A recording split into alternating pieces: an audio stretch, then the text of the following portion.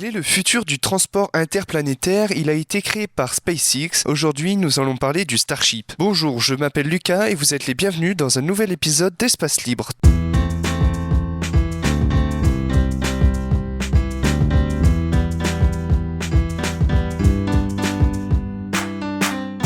Alors qu'est-ce que le Starship ? Le Starship, c'est une immense fusée qui a pour premier but d'aller sur Mars, mais elle peut aussi servir pour aller sur la Lune ou même faire des vols intérieurs, j'entends intérieur par la Terre. C'est donc SpaceX d'Elon Musk qui veut arriver à cette fusée. En ce moment, le Starship est en phase de test pour savoir s'il pourra voler ou pas. Nous allons ensemble voir la chronologie de ces tests. SpaceX a commencé les tests il y a bientôt 8 mois et ils ont nommé chaque test SN.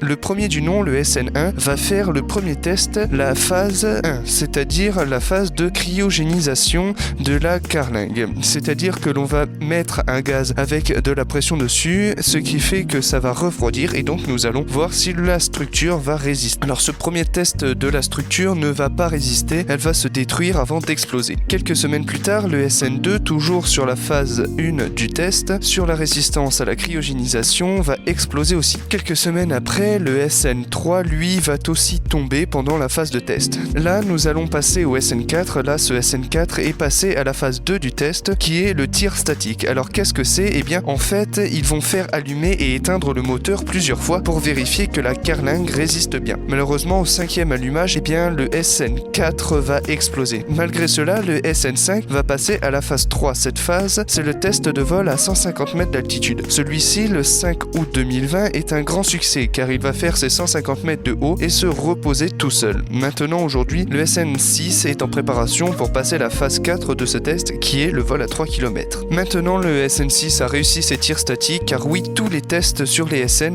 passent par toutes les étapes, c'est-à-dire la phase 1, 2 ou 3 pour arriver jusqu'à la 4. Le test du SN6 est prévu pour septembre. Suite à cela, si le test de 3 km est avéré, eh bien, il y aura le test de 10 km et enfin, ils pourront passer à une autre phase du test que SpaceX pourra définir. Rappelons que le Starship est le futur de la conquête spatiale car il sera capable d'envoyer 100 personnes sur Mars, tout comme d'envoyer des ravitaillements. Vous l'avez peut-être remarqué, mais je parle souvent de SpaceX car SpaceX est une entreprise qui innove le plus et c'est celle qui est le plus avancée. Je vous remercie et vous dis à la semaine prochaine pour un nouvel épisode.